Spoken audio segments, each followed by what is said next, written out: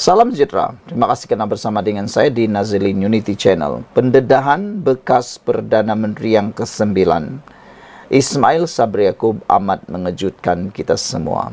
Ianya berkaitan dengan Najib Tun Razak. Kata Ismail Sabri, Najib hanya minta perbicaraan adil dan bukan dibebaskan. Bekas Perdana Menteri Ismail Sabri Yaakob memaklumkan Najib Razak tidak pernah meminta untuk dibebaskan daripada pertuduhan kes yang dihadapinya di mahkamah.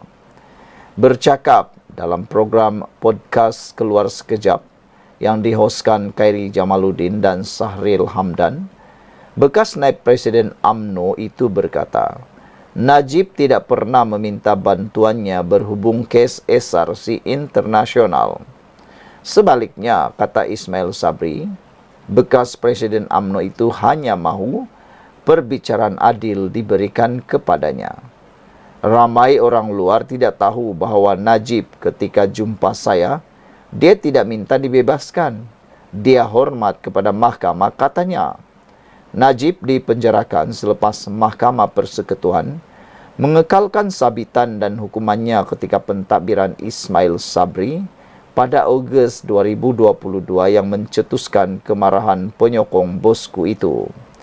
Mengulas lanjut, Ismail Sabri berkata, kerajaan tidak campur tangan urusan mahkamah kerana ia boleh menjejaskan kemasukan pelaburan asing ke negara ini. Kalau mahkamah kita boleh masuk campur, bagaimana persepsi luar? Kononnya mahkamah kita boleh disusun, jadi tak ada siapa akan datang melabur di negara kita. Pelabur kalau ditipu ke mana mereka nak hadapkan pesalah. Sebab mahkamah Malaysia tidak boleh pakai. Kita bergantung kepada pelaburan langsung asing FDI. Kalau mahkamah dikawal oleh kerajaan, tak ada siapa akan percaya kepada kita, kata Ismail Sabri Yaakob.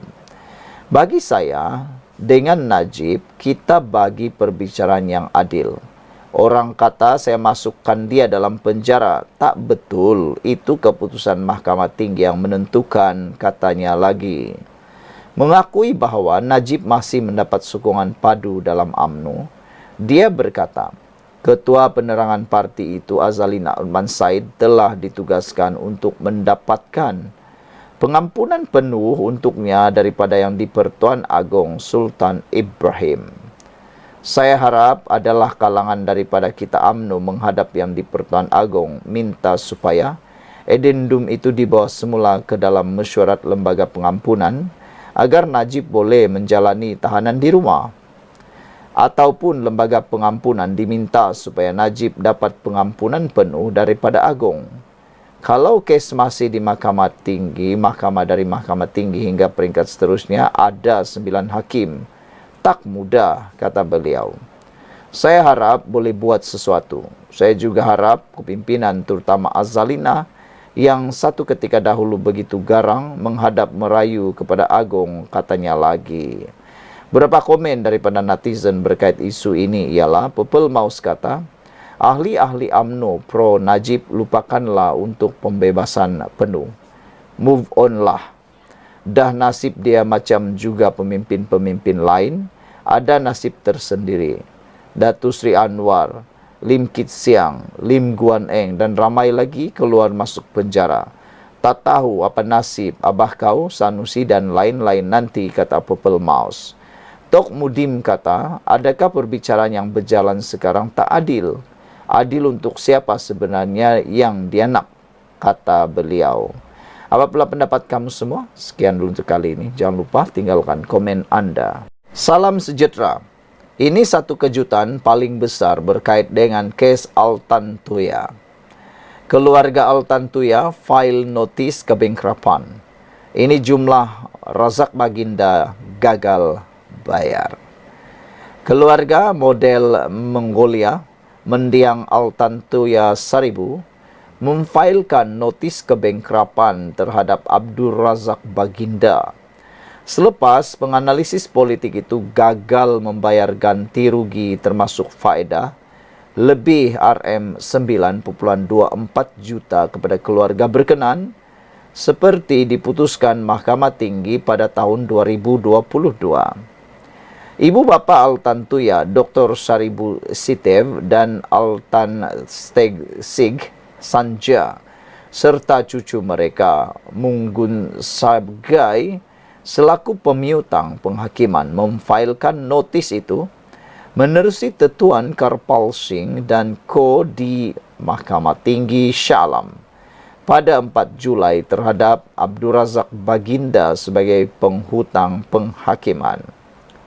Mengikut dokumen diperoleh media hari ini, mereka menuntut RM RM9.248.282 termasuk faedah dan kos sebagai wang yang perlu dibayar atas penghakiman muktamad oleh Mahkamah Tinggi Shah Alam pada Disember tahun 2022 terhadap Abdul Razak Baginda dan 3 individu lain yang pelaksanaan perintah tersebut tidak digantung oleh mahkamah.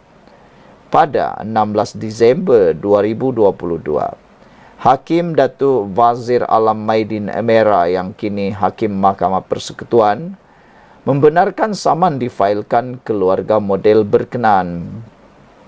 Bekas anggota polis Azila Hadri dan Sirul Azhar Umar, Abdul Razak dan kerajaan diperintah untuk bersama-sama membayar 5 juta ringgit sebagai ganti rugi teruk dan teladan kepada keluarga berkenan.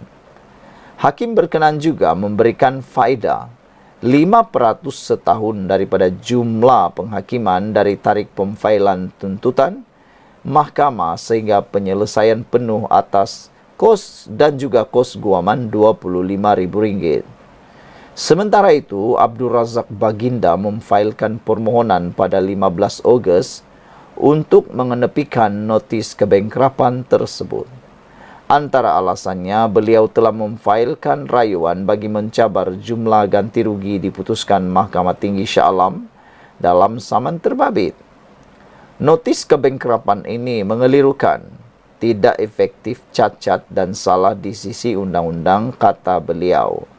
Sebelum mengeluarkan notis kebangkrapan itu, pemiutang penghakiman tidak membuat apa-apa tuntutan terhadap saya untuk jumlah penghakiman bertarikh 16 Disember 2022 dakwanya. Pada 4 Jun 2007, keluarga model itu memfailkan saman 100 juta ringgit terhadap Azila Hadri, Sirul Azhar, Abdul Razak dan kerajaan. Dalam pernyataan tuntutan mereka, keluarga Altan Tuya berkata kematian model berkenan mengakibatkan mereka mengalami kejutan mental dan trauma psikologi dan menuntut pampasan serta ganti rugi teladan dan teruk. Sirul Azhar kini ditahan di Pusat Tahanan Immigration Australia, manakala Azila di penjara Kajang menunggu hukuman mati. Sekian dulu untuk kali ini, jangan lupa tinggalkan komen Anda. Salam sejahtera, terima kasih kerana bersama dengan saya di Nazlin Unity Channel. Siapa sebenarnya orang kerajaan Madani yang dihantar berjumpa PAS? Mursidul Ampas Hashim Jassin mengesahkan terdapat usaha daripada pihak tertentu yang ingin mempelawa parti PAS itu untuk bersama dalam kerajaan perpaduan pimpinan Perdana Menteri Anwar Ibrahim. Malah katanya, perkara itu ada dibangkitkan pada Majlis Surah Ulama, namun hanya secara sepintas lalu dan tiada apa-apa keputusan dibuat mengenainya. Kita perlu kaji dan tengok baik buruk mengenainya dan adakah dalam kerjasama di dalam kerajaan itu ada DAP dan sebagainya. Perkara itu akan diteliti sebelum sebarang keputusan dibuat, katanya. Ya, memang ada usaha daripada pihak tertentu yang mengajak kita bersama di dalam kerajaan perpaduan dan kita belum buat apa-apa keputusan lagi, kata Hashim sebagaimana dipetik daripada sebuah portal berita. Menurut Mursidul Ampas itu lagi, sebagai parti tunggal yang mempunyai kerusi terbanyak di kawasan Parlimen dan Dewan Undangan Negeri Majoriti Melayu, kerjasama itu tidak tidak dinafikan boleh membantu memperkuat kedudukan kerajaan. Namun kata Hashim, PAS memerlukan kajian dan perbincangan lebih menyeluruh lagi. Ada baik dan buruknya perkara tersebut dan PAS masih tidak membuat sebarang keputusan muktamad mengenainya, katanya. Meskipun kita tahu Hadiah Wang selaku Presiden PAS mempunyai pendirian yang keras terhadap Anwar dan boleh dikata menolak secara total untuk bekerja sama bersama Kerajaan Perpaduan, apa yang menarik di sini ialah rupa-rupanya masih ada usaha pihak tertentu yang terus berminat untuk mendekati PAS. Persoalannya benar atau tidak, atau sekadar PAS menggunakan modal politik ini untuk meraih perhatian, atau untuk mau menunjukkan betapa mereka sangat penting. Adakah ini satu juga pembohongan atau memang benar-benar berlaku? Pastinya yang menarik untuk diketahui di peringkat ini juga ialah siapakah pihak tertentu yang membuat pelawaan itu. Melihat kepada percaturan politik yang sedang berlaku, tidak sukar menjangka bahawa paling mungkin pihak tertentu itu adalah mewakili Anwar. Ia dipercayai selain sebagai langkah mengukuhkan lagi kedudukan Kerajaan Perpaduan, juga bertujuan untuk memecahkan kesatuan dalam PN yang merupakan pencabar utama PH dalam PRU 16 akan datang.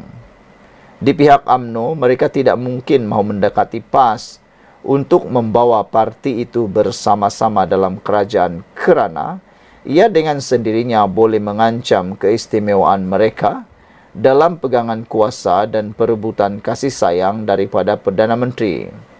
Begitu juga dengan amanah. Tiada kewajaran untuk mereka mendekati PAS bagi mempelawannya bersama dalam kerajaan perpaduan. DAP, GPS dan GRS dan lain-lain parti lagilah. Tidak ada keperluan untuk mereka berbuat demikian. Hanya pihak yang mewakili Anwar saja yang mungkin ada kemungkinan untuk mendekati dan membuat pelawaan tersebut kepada PAS. Jika kenyataan Hashim itu bukan berita palsu, apakah ini menunjukkan di mata Anwar PAS lebih bernilai tinggi berbanding UMNO untuk mengekalkan kelangsungan kuasanya sebagai Perdana Menteri? Adakah PAS tidak mampu dilawan secara berdepan melalui kesepakatan-kesepakatan parti-parti dalam kerajaan madani? Jadi akhirnya usaha mendekati PAS itu tidak menjadi kenyataan apa pilihan. Jika akhirnya usaha mendekati PAS itu tidak menjadi kenyataan, apa pilihan lain buat Anwar? Ditulis oleh sabudinhusin.com. Sekian dulu untuk kali ini. Jangan lupa tinggalkan komen Anda. Salam sejahtera. Terima kasih kerana bersama dengan saya di Nazilin Unity Channel. Tak habis-habis menggunakan modal politik fitnah, tak habis-habis suka memfitnah, tak serik dengan dosa fitnah, tak serik dengan perbuatan jahat itu. Sekali lagi, ada kumpulan yang cuba menyerang Anwar Ibrahim dengan menyerang kerajaan perpaduan sekarang dengan fitnah yang terang-terangan.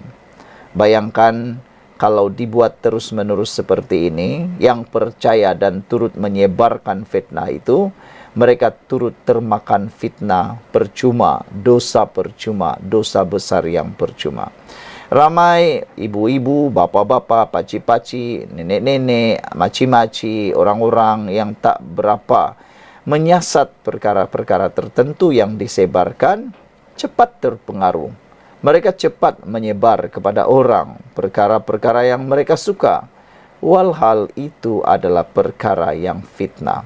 Terkini, apabila kantoi guna gambar kaunter air Kelantan lengang, dah serupa Dajjal menipunya. Ini apabila sebuah gambar ditularkan semula, padahal gambar itu bukan pada hari ini dan telah pun berlaku lama dahulu. Portal lidah rasmi PAS kali ini kantoi lagi ketika menyiarkan laporan negatif mengenai disiplin penjawat awam. Haraka Daily rupanya menggunakan gambar tertera logo Air Kelantan AKSB Tetapi dikaburkan yang dianggap pemerhati politik, Liana Marzuki sebagai buat perangai hodoh lagi tidak bertamadun. Semalam, Haraka mengeluarkan propaganda nak burukkan penjawat awam. Katanya, dah jam 9 pagi, seorang pun tiada di kaunter. Dalam kata halus, nak tunjuklah kerajaan naikkan gaji mereka pun tak guna. Ujarnya menerusi platform X. Liana berkata, Jabatan Perkhidmatan Awam JPA kemudiannya memberi maklum balas dengan mengingatkan agar tidak menggunakan gambar lama. Kenapa guna gambar lama nak bangkitkan isu penjawat awam sekarang? Kita pun carilah gambar lama di mana. Semak punya semak. Rupa-rupanya itu gambar kaunter air Kelantan Serian Berhad yang tular tahun lepas. Yang pemimpin PAS backup kaki tangan tiada di kaunter kerana ketandas tulisnya. Aduh, malu betul lah kan? Cuba mau salahkan orang, rupa-rupanya berlaku di negeri mereka sendiri, berlaku di negeri Kelantan, dan yang lebih teruk lagi, turut di backup pula oleh pemimpin PAS yang kata kaki tangan itu tiada di kaunter kerana ketandas.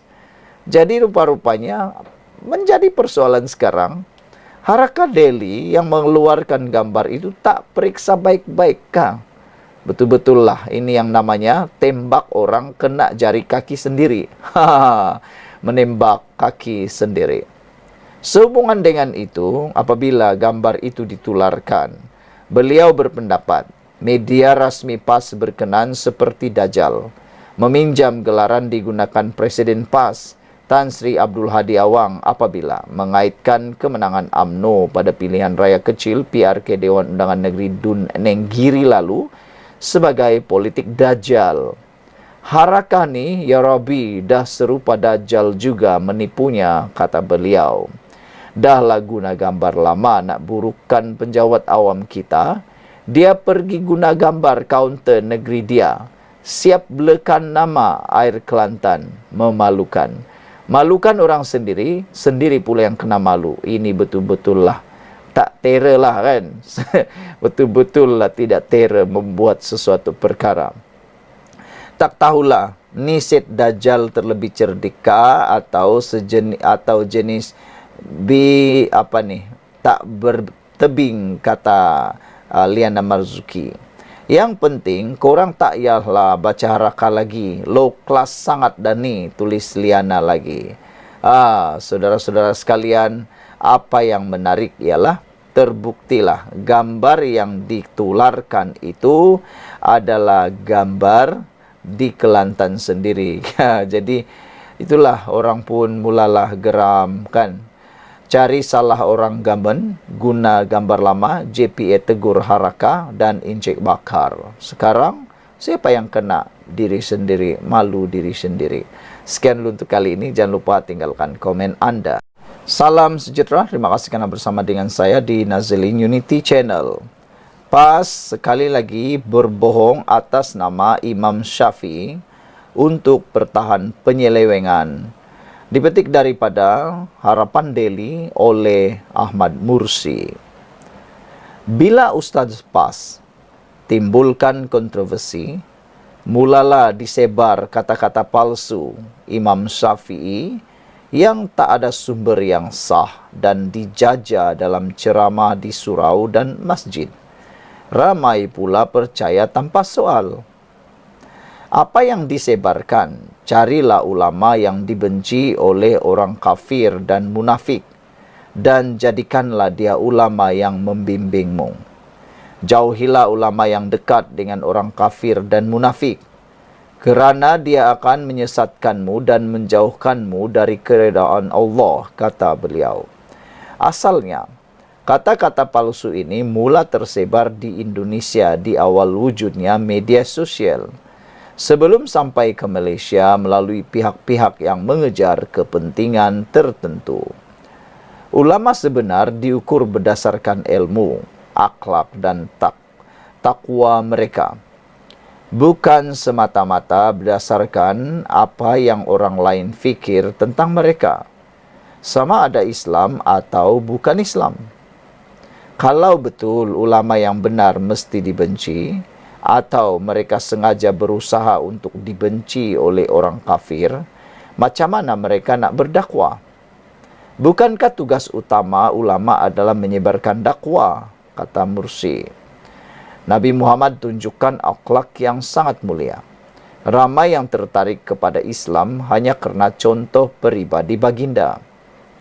Islam ajar berdakwah dengan cara yang hikmah, bukan dengan cara menjana kebencian orang.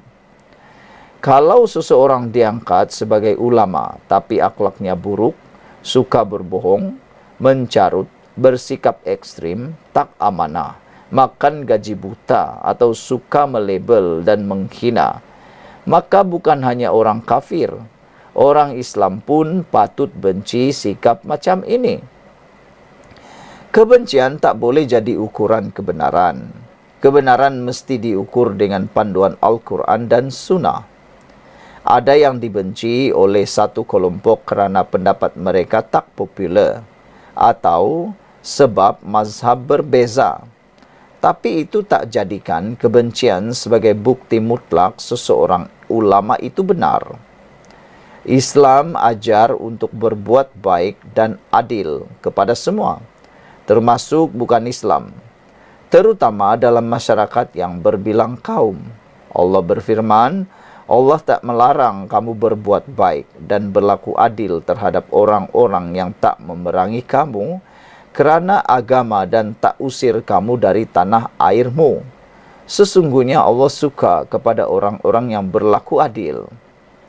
Tok Guru Nik Aziz adalah contoh pemimpin yang cuba tonjolkan Islam sebagai rahmat untuk semua dengan pendekatan yang inklusif dan slogan Pass for All. Beliau disayangi oleh orang Melayu dan bukan Melayu.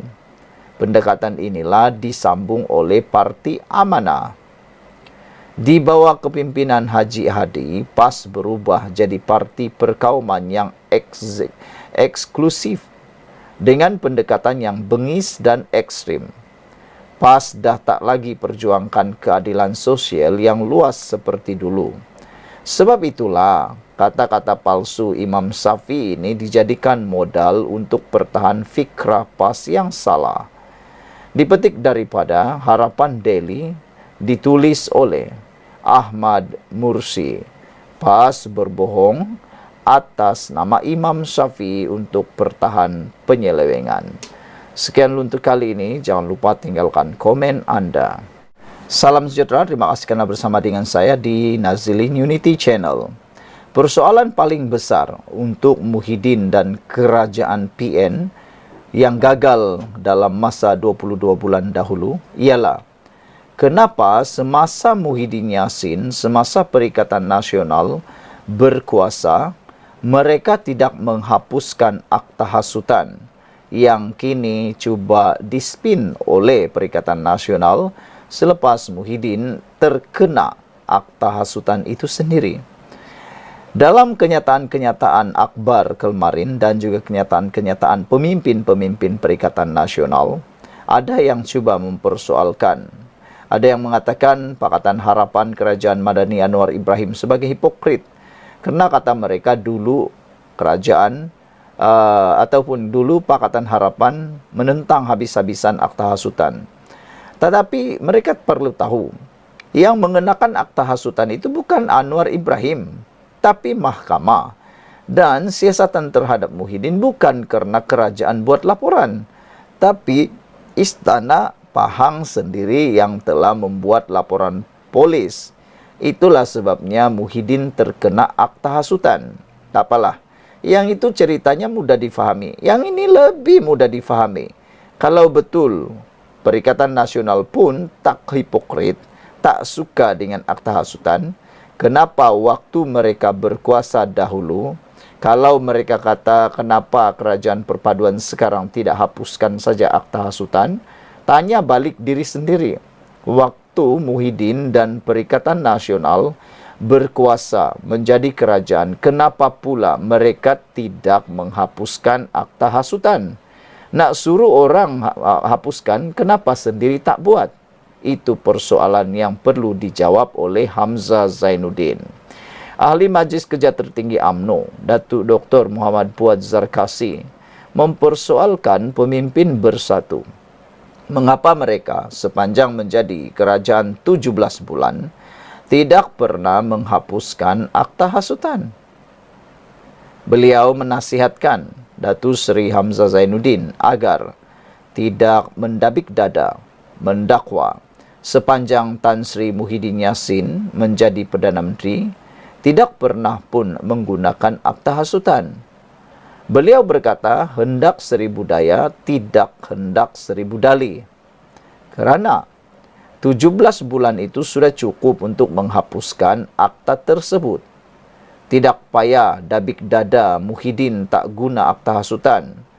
Muhyiddin jadi Perdana Menteri 17 bulan. Masa itu Hamzah Zainuddin Menteri Keselamatan Dalam Negeri KDN. Kenapa tidak hapus akta hasutan?